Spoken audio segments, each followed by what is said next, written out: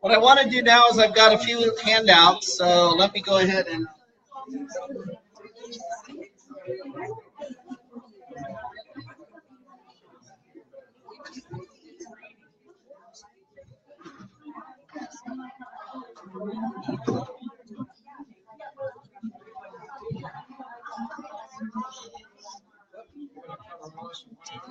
yeah, I know. Well, half of it's just things really fast.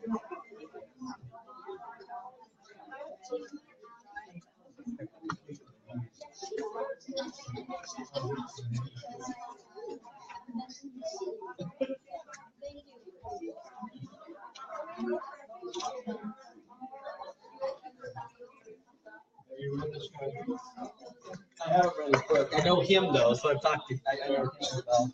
Yeah, I hear it's really good. I got a bunch of stuff going out. Only one we're really going to look at.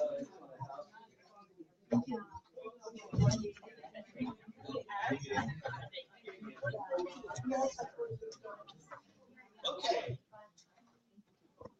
So 4 things are going around. One's the handout, making your Lenten discipline.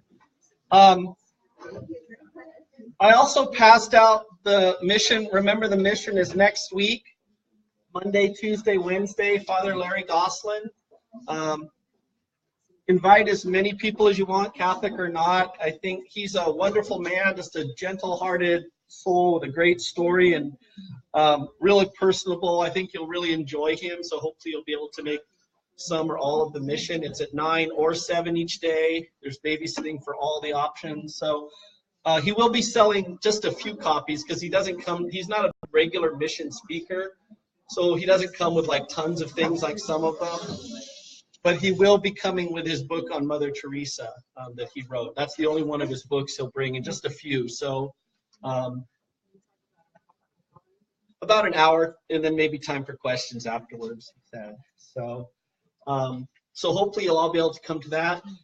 For the Lenten discipline one, the actual handout part is only 8 pages, and if you go to page 8 and look, the other half of your handout are just things that I talk about a little bit in here, but I give you actual concrete examples. So you have a particular examination of conscience with the prayer on the other side. So that's one practice you might choose to do.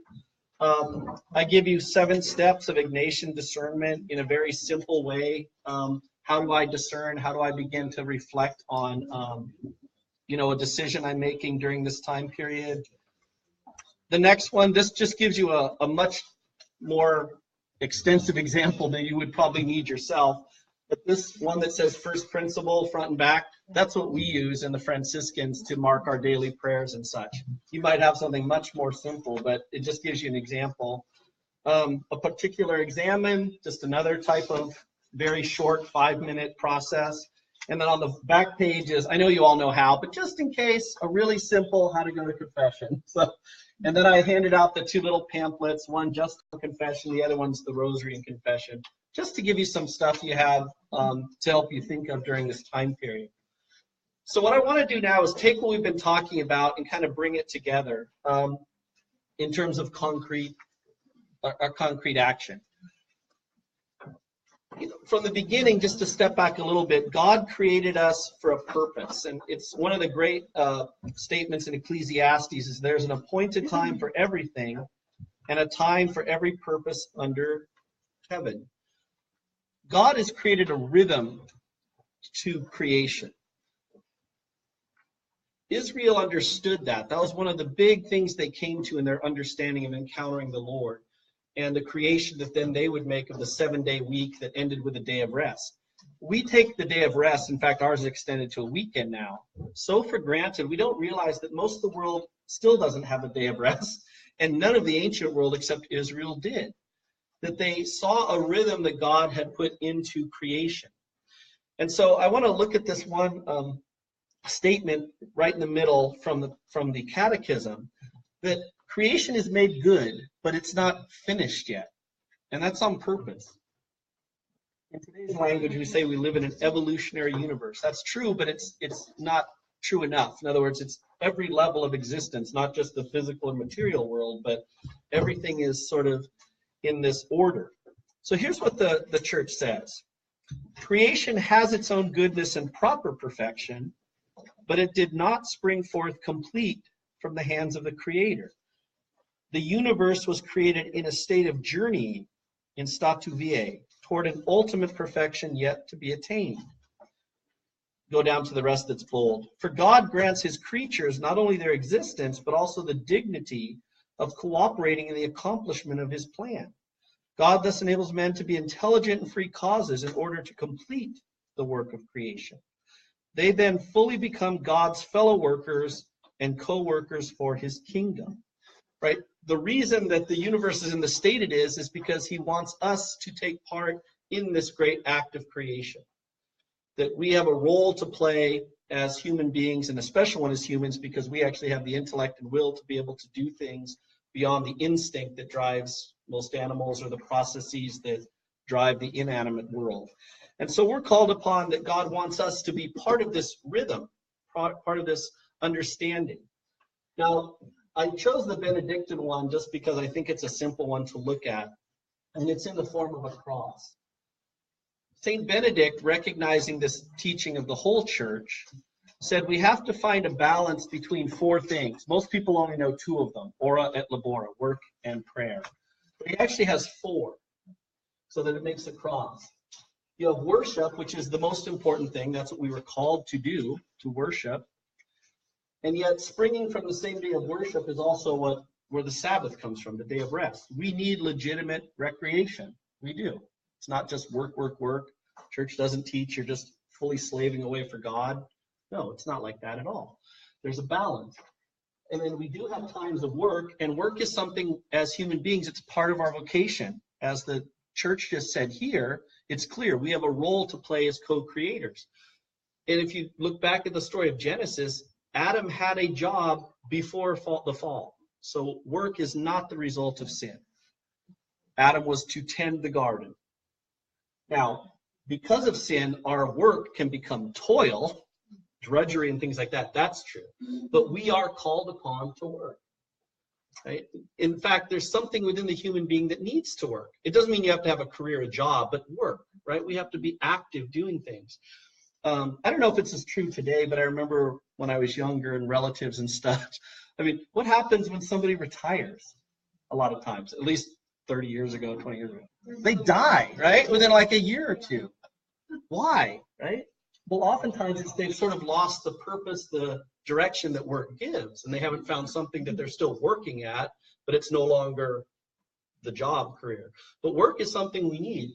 And we also need those times of reflection or study. And so notice it kind of makes a nice cross, all meeting in the middle for balance. One of the teachings of the scholastics in the Middle Ages is in media stat virtus. In the middle stands virtue, right? When you're putting together your Lenten plan, and beyond that, just your spiritual plan of life, make sure you balance. You need to have the times of prayer and such, definitely. You need to be honest about the work you have to do and plug that in. That's just part of it. But you also have to give yourself legitimate times for rest. That was the whole purpose of the Sabbath to begin with. And you have to have those times of just reflection or just quiet study or things like that help you. So it's important when you're coming to sort of put a plan together to understand how this kind of works. Now, I'm going to jump ahead because you can read about that in more detail if you want, but go to page 5.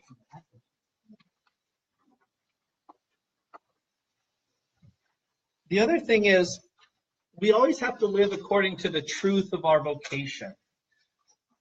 You were given a specific vocation by God because that reflects who he created you to be. It's not by accident. And therefore, you have to respect your vocation. What that means is, as part of your work, prayer, study, rest, that has to reflect your vocation and your state of life at this time. So if you're a married person, you're not required, and you shouldn't be trying to live the life of a monastic. We actually had this at a church I was at once. We didn't have. I grew up going to St. Mary's, and I've still gone there for years and years. And St. Mary's has perpetual adoration. It's always going on. The church I used to work at like here, did not. It only had it sometimes. But over a month and a half or so, we keep getting, you get a log of people who are going into the church, you know, when it's locked at night. And so it was continually sort of going through. So they were just trying to figure out, nothing was done in the church. There was no vandalism or anything like that. But who keeps going in at these weird hours, you know, like 10 to 5 in the morning, at least long hours. We could tell by when they plug in and out. Well, the priest finally stayed up one time and sort of caught the person, right? And it was a mom with pretty young children, right? And he told her, you can't be here. He told her she can't. You can't spend 5 to 6 hours, even at this crazy hour here, because you're needed there if anything happens. Come for an hour if you want per week. Okay? It's true, though. Similarly, the other side, too. We don't want our priests to live our lives, right? We don't want them hanging out at parties and moose lodges and everything most of the time and then just have a few hours available here at the church, right? Because that's not what they're supposed to do. There's nothing wrong with those things, but it's wrong for them. And so you have to be honest about that. You have to be true to the spirituality that you've been called to. So one of the good ways, or one of the best ways over history that the church has looked at doing this is to what we call now, sort of more colloquially, a spiritual game plan. They used to call it a rule of life or a regula. Now, I'm not talking about a rule of life like I follow as a Franciscan, a formal rule of the church that I take vows for and I have to observe and all that. No. We're simply talking about something you create yourself, you know, a schedule, so to speak, a standard of how you live out your spiritual life. And Lent is a great time to do this. Keep doing it after Lent, right? Revise it after Lent and keep doing it, hopefully. But Lent's a good time because we're already in that mode to sort of sit down and look at these things. When you do that, you create this consistent practice of doing your spirit, of living your spiritual life. And so it becomes increasingly easier for you to experience God, to live the gospel, to meet temptations without failing, because you've actually made it a discipline, right? It's become a daily thing that you're doing. Now, in putting this together, you're mostly looking right now at the prayer schedule, how you want to pray, your celebration of the sacraments of the Eucharist and confession, and other exercises. So what you want to do is you want to have things that you do daily. There are some things that should be done daily. Some that you'll look at that you want to do weekly. Some that you'll only do monthly or maybe once throughout the entire Lenten season. And going beyond Lent, you know, think of something you might only do once a year long, something that's a year thing you might choose to do. But be serious and honest with yourself. It's better to start slow and easy and work your way up. And there's a horrible typo here, so I need to correct it or else it'll totally throw the whole thing off. St. Francis of Assisi taught this. It's on this first paragraph on page 6. Start by doing what is necessary. It should say next to what is possible. Then you'll find yourself doing the impossible. Yeah, it's on top of page 6. And that first paragraph, right in the middle of that first paragraph, you see the sort of italicized or the different font. Should say, start by doing what is necessary, next do what is possible. Then you'll do the impossible. Impossible's third, not second. So, but the point being, if I just start with what I have to do, and I become faithful to that, as Jesus said, he who's faithful in small things is faithful in all, then as time goes on, I expand that. What I don't want to do is I don't want to fill up every space here with 20 things, right? Because I'm not going to do it, really. I'm not going to do it. It's going to become burdensome and difficult. I'm going to get frustrated and fail at doing it. So I want to start small with what's necessary and move on. So what's necessary are about 4 things. Because we're in a time of Lent, well, we've got one easy. We have to do our fast and abstinence. So that's already easy. My Fridays are days of abstinence. Prayer. So I'm going to have to think about how I want to do prayer. Mass, that's already set. I put it for Sunday morning. You may go Saturday evening or whatever, but you kind of just mark it off. And notice I've just marked it into sort of 3 time periods, morning, midday, evening. And then each day, you can do however you want. You can have a notebook, you can just have a little card, whatever works for you. Even if maybe you don't even have to write it down. I get better to make sure I'm more consistent if I write things down. And I'm sure you can do this. I'm horrible with computers, so I'm sure you could do this on your computer in like 30 seconds, but I can't, so I'm trying it. But that's why you didn't get a mini one of these in your packet, because it would have taken me too long to find one online or anything. So, so that takes into account both the precepts, what I'm required to do as a Catholic, and the special time of Lent. And so there's a couple things to, also I'll mention this. Tan Books, I don't know if you're familiar with Tan, they sell calendars every year, and they're like about this big, beautiful artwork, different pictures you can choose. They actually do this. Their calendars are kind of set up like this. They also automatically have all the days of fast and abstinence in the church. They have both the traditional dates from the old pre-Vatican II calendar, because that is part of our faith now, still with the Pope Benedict recreating that one, as well as the new days. So you'll have the fast days of the old and the new, and it specifies each one plus all the saint days. So it's very good. You can just use your phone, though, your calendar on your phone, whatever works for you. But there's a lot of things, materials out there to use. So let's go step by step for these things. First, always. What are things we should always be trying to do, if we want to grow spiritually? The first is to try to always maintain the fact that God is present to us, right? Sometimes we turn our face away from him on purpose. That's sin. Sometimes we just get so busy, our face is turned away from him most of the day, and we don't realize anything. So one simple way you can do this, and again, these are examples. You find things that work for you. Some people just set their phone or their, a little alarm that they have on them that'll go off. Maybe people have different things. Some do it every hour, some do it every 3 hours. And when it rings, just for that second, you turn it off, you realize, you say a super quick prayer. Thank you, God. It just brings you back from wherever you were, even if just for a moment, to recognize God. So it shouldn't be something long. You're not doing your times of prayer at those times, but just that's one way you can maybe keep yourself a little more aware of the fact that God's constantly with you, not only when I'm sitting down in prayer, not only when I'm doing these specific acts, but he's always there. And so maybe I'll become a little less engrossed for a moment, turn to him just for a moment, and back. Called aspirations of those prayers, little one-liners, something very easy that you can do. That might be a time to just offer him thanks. The other thing is, it's hard because we need to remind ourselves, and that's where a little alarm or something will key us off as well. And that is, remember that everything you're doing, everything is to be done for God's glory. And we sometimes forget that as lay people especially, our job is to sanctify the world. In a sense, we actually have the hardest job of the three. I might have to erase that part later. But no, but the way the church is designed is salvation is forever, past, present, future. The clergy are representative of our past. Do this in memory of me. They keep us true to the faith, what was handed on, make sure there's no aberrations, that the same faith goes forward, that as new questions come to the faith, it's answered by the same truths. So they're responsible for the life of the church in the church, specifically on our teaching, our sacraments. That's what they do.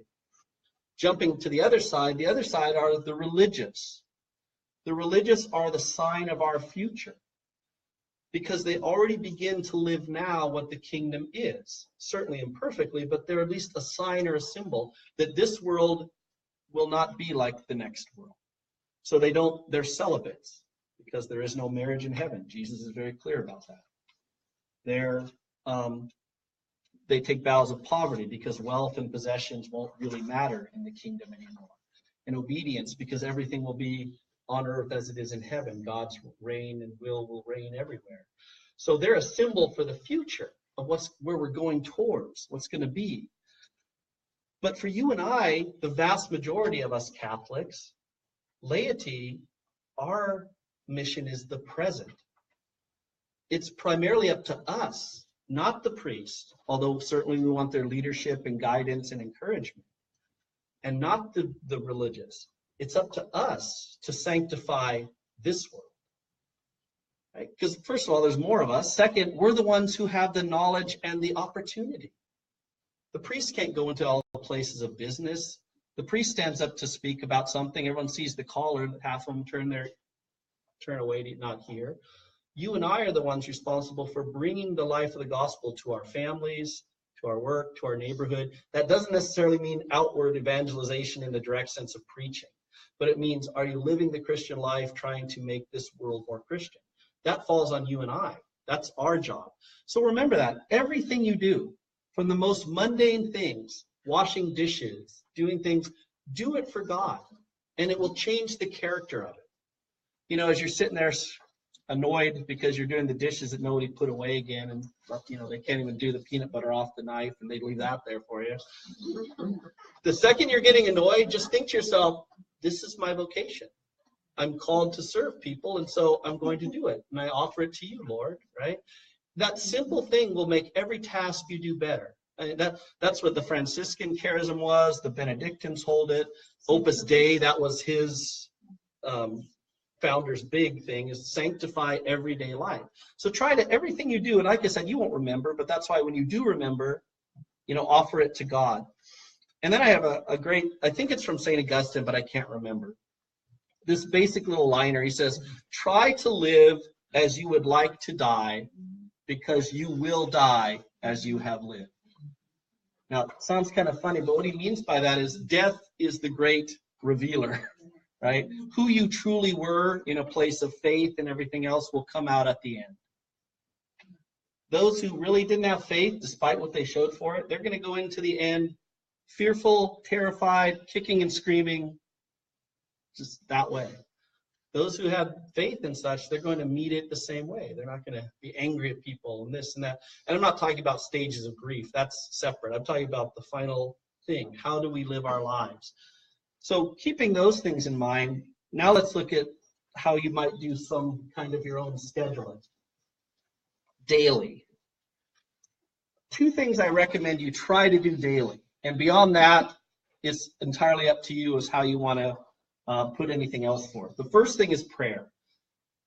You have to pray at least twice a day.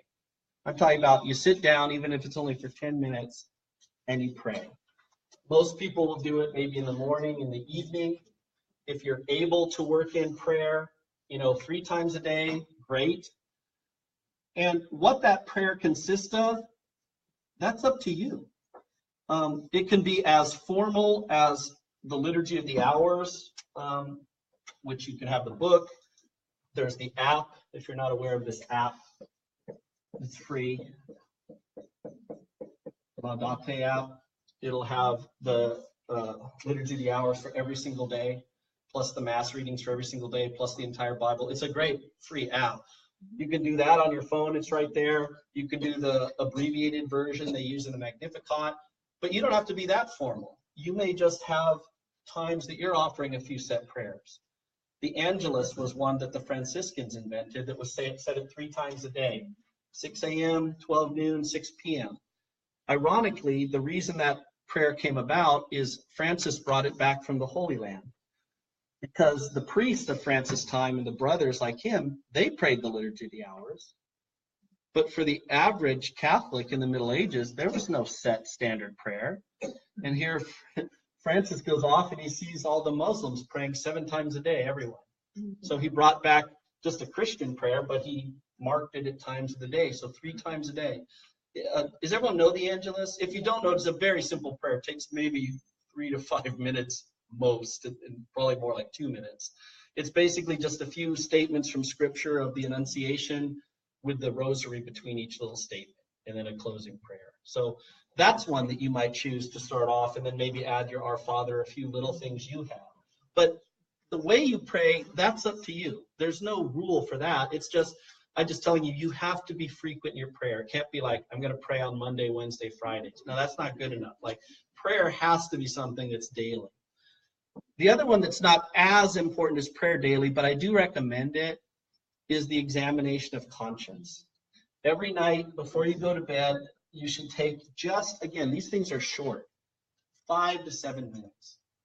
And the reason I broke the day like this is what you do is you think back and you go, okay, how was from the time I woke up till I had lunch today?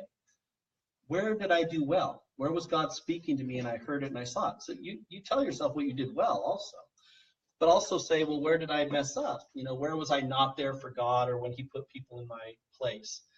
And then ask for forgiveness for it right away and just go through your day, just little things. And then from lunch to when I got home and ate dinner, and now from dinner to now I'm going to bed. So you kind of can break it up a little and sort of look, what did I do well? And thank God for that. Where did I do poorly? And ask for forgiveness right away.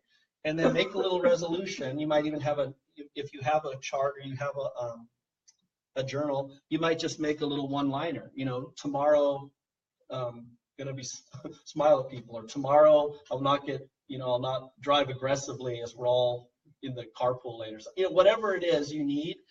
Then the next morning you start off, you've already got like a little thing to set your day to. Like, okay, here's one little thing I can try to do today. 5 to 7 minutes. It's not a time to make a huge, examination of conscience like you're getting ready for confession. It's just a very quick, easy thing, but it gets you in tune with your daily life. If you really want to do something good, is in the morning, take 2 or 3 resolutions a day and keep them the same throughout all of Lent or most of Lent. In other words, not just change it every day or even every week. And make it either a virtue you want to acquire or a vice you want to get rid of. So let's say it's anger. So Monday, I start my week and I put in my little resolution, I'm not going to be angry at people by word, thought, or deed, or glance. I'm just going to try not to do that. And so every time you fail, you do a little check for yourself, right? And then you add it up at the end of that day. And then the next day you do it again. And then the next day. And it's funny, when you're forced to actually look at your sins daily, especially when you really want to conquer, it's like that biofeedback thing. When you see it in black and white, you make an effort more than you're even aware of not to do it again. And then what you do on Sunday or Saturday, maybe the last day of the week, is at the end of that day, add another just 2 or 3 minutes to your examination of conscience and look at your chart. And let's say, today Monday I had like 5, and then I had like 4, and then I had 4. And then all of a sudden I had like, 7, and then it went back to like 3 or 4. You look back on your week and you go, okay, what happened Tuesday? And then you can start to figure out your triggers or things that cause you to sin. And then notice, but you went right back. And so you can do that. And you can even do that week to week for Lent and start comparing the weeks. And it just gives you, by actually doing it in practice, I can't explain, but it gives you sort of that impetus to really work on this more. So you don't want to do a lot. You don't have like 7. You do like 1 or 2 that you really want to work on that'll help you sort of make that process. Okay, so examination of conscience and prayer at least twice a day are the necessities for daily. Then I just give you lots of examples. The Angelus, daily Mass if you're able. I know many people cannot because of the timing. Maybe in that case, read the readings for the day, or even just the gospel if you can. You might do a rosary if that works. If with your family, better even if you can get the family involved with your spouse. Or the Divine Mercy Chaplet, much shorter. The very first one is funny, but it's a Jesuit practice. Jesuits call it the first victory. And what they mean is when the alarm goes off, you jump up, you turn the alarm off, and you do a quick prayer, and then you do whatever you need to do. They say if you can't do that, the rest of the day is going to already be off to a bad start. Because if you're like, every 5 minutes, that's why they call it the first victory. You jump up, as tired as you are, you do your quick prayer, then you go have your coffee or your shower or whatever it is, but you start right away. It's another good, just, really quick sort of easy practice we can work into our lives. But these are just examples. Again, you have to figure out what works, honestly, for your life, your vocation, your scheduling. Now, weekly. Well, during Lent, the 2 big ones, one's always ongoing, but during Lent, there's a second one. The weekly one is always the Sunday or Saturday evening vigil. So you have to have that focused, right? That's just a necessary part of our spiritual life, the weekly Mass. In addition, during Lent, We also have another day, Friday, that there's something that happens just once a week, that of abstinence. And so just having kind of the scheduling to remind us of it, it also helps us when we have control, and we don't always, but when we have control to make our appointments, to decide on things, you know, try to place them away from things that would be a problem. If you have a choice, you know, do a dinner party or something on these days rather than this day if it's going to obscure the abstinence rule or thing. We don't always have that luxury. We don't. But to the extent we can, having the schedule and just being able to look at it at a glance on our phone or whatever, our computer or in our notebook, helps us kind of realize. So for a weekday thing, I have to do Mass, and during Lent, I have to focus on abstinence. And if you choose to do something more of your own fast or abstinence beyond the regular, then that should also only be one day. Either by adding it to this, maybe I'm going to do fast and abstinence on Fridays, or having another day. But again, start small, be realistic, and always feel free to modify it. I mean, it's your rule. So as it's working, as you find you can add more, then use those things. As you find certain prayers and such aren't really doing much for you, then drop those and do something else instead. Or if you find you're doing too much, drop some of the things and just get back to the very basics of the daily prayer, Mass, abstinence. To the extent you can, Sunday's supposed to be a day of rest. That's still the law of the church. No servile labor. Now, unfortunately, a lot of us have no choice whether we work or not on Sundays. If you do, you should try not to. And Sunday should be tried, and the church recognizes the realities. But the church says, to the extent you can, Sunday is the day to cultivate your religious and your family life, to really rest. So, you know, in other words, try to do shopping Saturday rather than Sunday if you can. Again, it's what we strive for. Some of us can, some of us can't. But Sunday is really meant to be a time to really refresh you, to get in touch with God again and with your family. So day of rest doesn't mean just sitting out and vegging in front of the television. That's kind of mindless, right? It means like spend time with your spouse, with your children. So it's not that you can't go out and do things or go to parks or anything else. You most certainly can. It's just, you know, it's taking time to really try to refresh yourself as much as you can. If you can do adoration for an hour a week, if you can find a place for there, that's fine. It's a great practice if you're able to. And so adoration might be one if you want to try something that you can do once a week. Also, you don't hear about this as much in the modern church as you did in the older church, but every day of the week, the church gives us a topic. In other words, so if we can't think of anything and we want just someone else to tell you what to do each day, basically, sometimes that's nice, you know. I don't want to think about it, just tell me what to do, church. It shouldn't be your whole spiritual life, but sometimes it's just easier.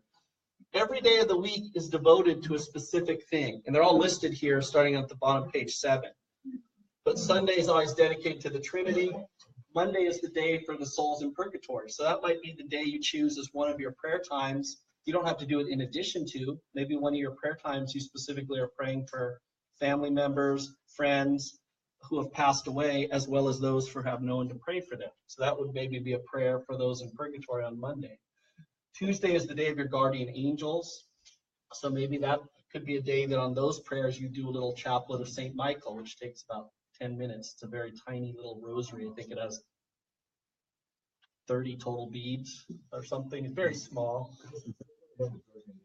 Yes, yes. Everyone has a guardian angel. No, the church actually says don't do that.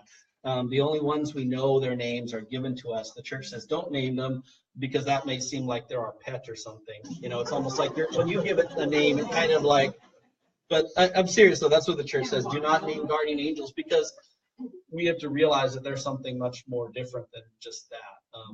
Now, I suppose it could be revealed to you what their name is or anything like that, but you know, and your guardian angels are a good thing. You know, if you have something that week going on and it's Tuesday, you know, and you've got some big thing happening Friday that could be something really contentious or stressful, you know, I do this a lot. I'll send my guardian angel. I'll give you a real simple example.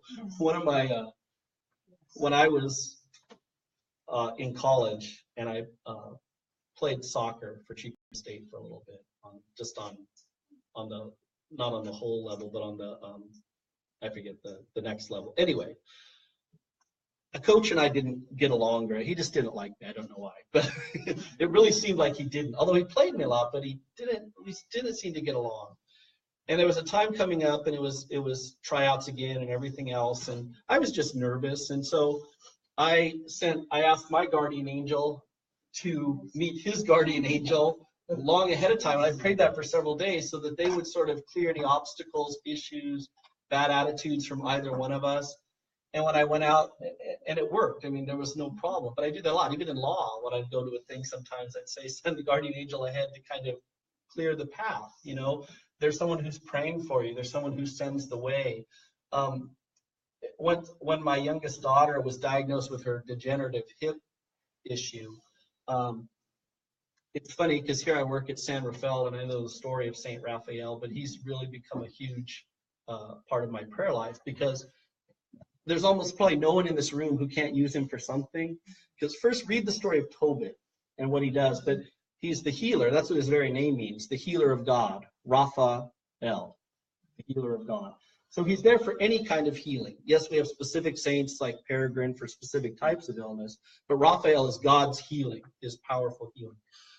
He's also for those in financial trouble, because in the story, the man had deposited all this wealth that his family didn't have access to. And so he's the one who can restore wealth and fortune, you know, for right reasons, not just for our own getting wealthier, but if you're struggling financially, he does that. He's the protector of marriage. That was the whole story. He's there to fight off the demon that's killing all these women's husbands. So he becomes the protector of marriage when there's marital problems or discord or anything. So he really serves a lot of purposes, this angel. And so, you know, the guardian angels and the archangels are big ones to call down, you know, for those things. You know, I'd even call, for my coach, I even called down St. Michael, because I needed the big guy too.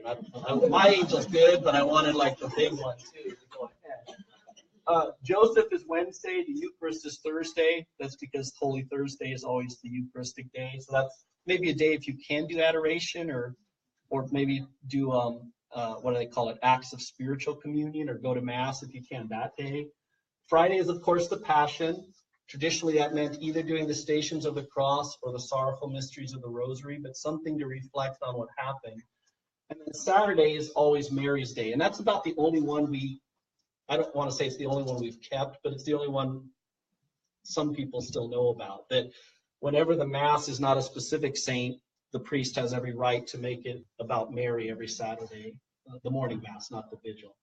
So the church gives you kind of ones that might help you come up with some ideas of what I want to work on, you know, how I want to deal with things during the week that are going on.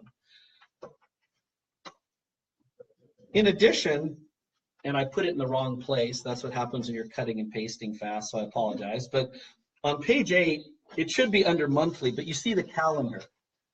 What the church does for the weekdays, it actually also does for the entire week.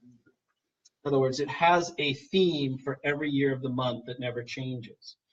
January is the holy name and childhood of Jesus, right? Because we're coming right out of Christmas, so it's sort of his childhood and growing up, so it's the young incarnate Christ. February is the Holy Family. We move from just the child to the whole family. And so that's, you know, a good day for family. That month is for family prayers or things to really focus on our families. March is St. Joseph. So you have the father of the family and the role the father should in teaching his children to pray and praying for his wife, those kind of things. April is the Blessed Sacrament. May, again, we remember this one because we have May crownings, but May is Mary's month. That's before Mother's Day, right? There were May crownings long before there was Mother's Day. I don't know if that was purposeful by whoever created that holiday of Mother's Day to be during the month of May, but they do fall the same month. June is the Sacred Heart. July is the Precious Blood. So you have sort of Jesus' sacrifice, his love for us, his heart poured out for us in his passion. And then the extension of that in August to the Immaculate Heart of Our Lady. So what Jesus does, she joins herself too and also bestows upon we, her children. September is the 7 Sorrows of Mary. That's another little devotion. That's its own. You can do it a real simple way where you can just find a little card or online, and it'll just tell you what the 7 sorrows are. And you just read each one and do a little prayer.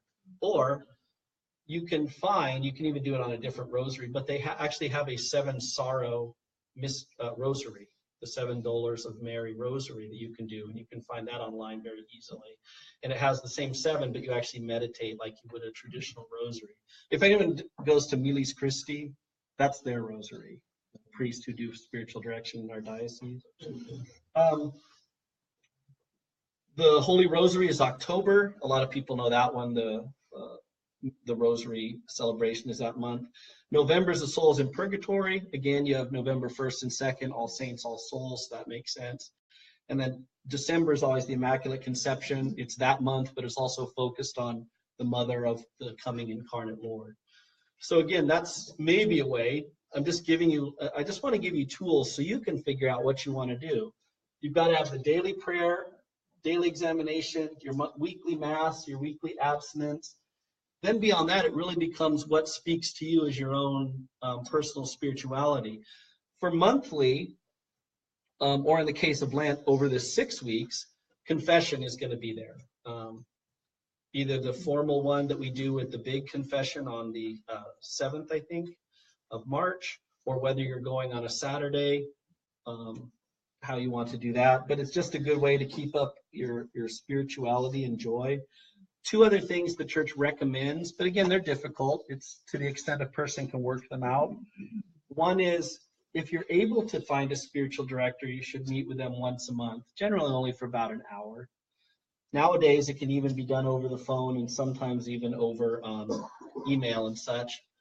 Face-to-face, of course, always better, but in people's lives and the difficulty of finding directors, they do that. I mentioned Miles Christi. They're a little bit filled up now, but they might still be able to handle some people who contact them. The Benedictine monks up at Prince of Peace. So there are groups you can find.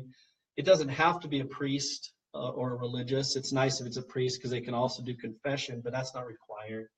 Lay people and religious are schooled in that as well. And if not that, then maybe read like a book on spiritual direction, or there's a website called Catholic Spiritual Direction that you could like look at and just take time looking at maybe once a month or something to get some more insight. And then the church recommends, if you're able, one time in the entire month, just once a month, can you find 1 hour in that month just to do meditation and silent prayer? You might combine it with adoration if you're able. Do you have 1 hour you can do it at somewhere? Maybe you can drive to the mission and just sit on the grounds for 1 hour, and then you have to come back home. Not requirements again, but it's just the understanding that just like we need that weekly day of rest, the monthly day of kind of really putting ourselves in the presence of God just helps us. Now, as far as yearly ones, you have to receive communion once a year. So if nothing else, you have to do that once a year.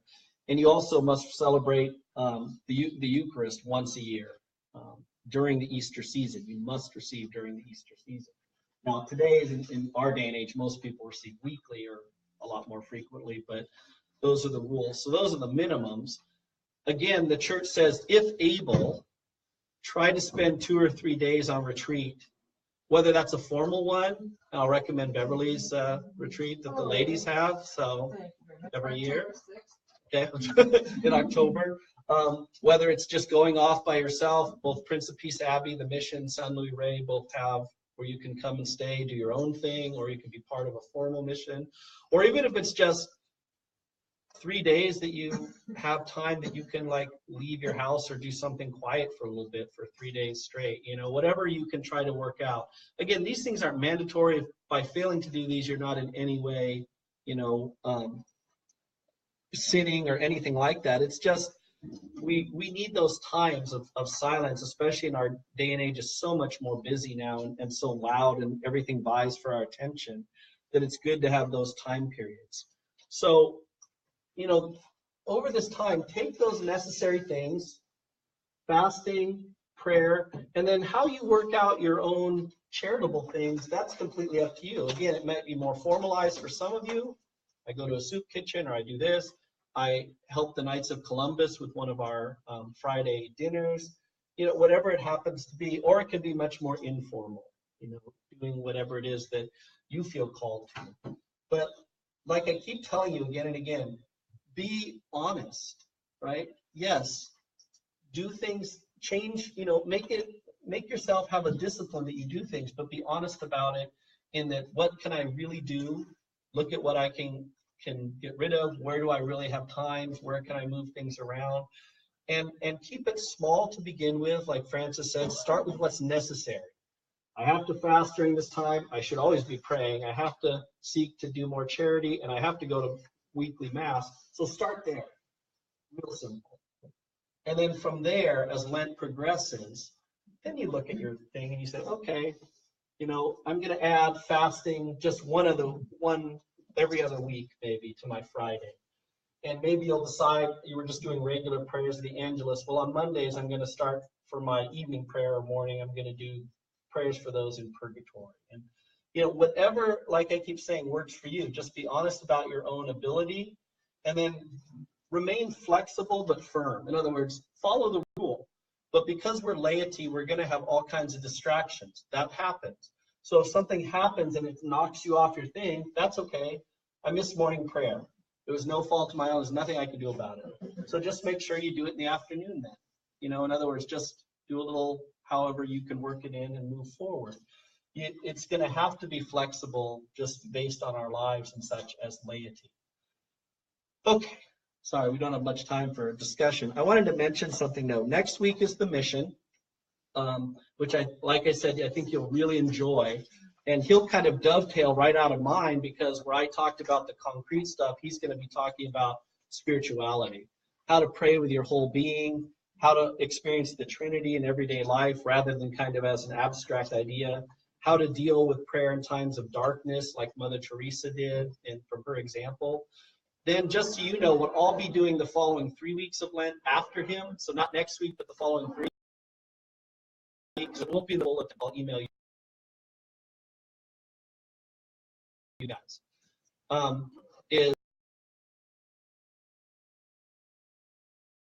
Is after having had this series and then his retreat, I'm going to have 3 weeks open, just